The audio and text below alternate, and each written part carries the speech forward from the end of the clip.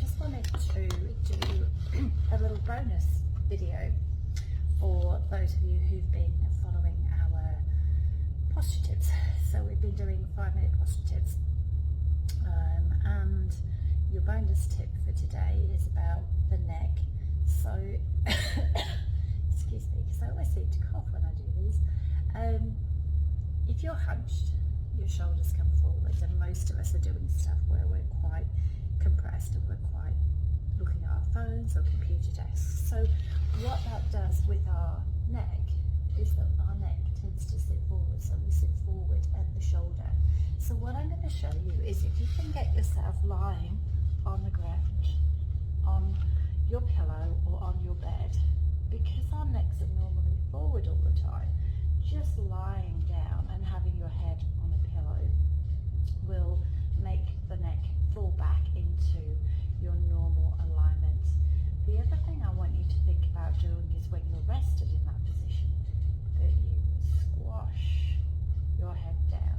So I'm just going to double this over a little bit. I haven't brought the best one. I should have brought a pillow, to be honest. But if you think of where your head is there, you're literally pushing the back of your head. So squashing down to squash the pillow and relax the head. We press the back of the head in to squash the pillow and relax the head. I don't want you to push up so that your chin distance opens, and I don't want you to push down so your chin distance shortens. I want you to think about just squashing and pushing the head straight back. So they're called basically a neck retraction. We press, we relax. We press and we relax. We're not doing anything with the shoulders stay nice and still. But what we are doing is thinking about the neck coming back into its normal alignment. So if you can potentially work on that and make sure that when you're moving and when you're doing stuff, you're in that more upright position.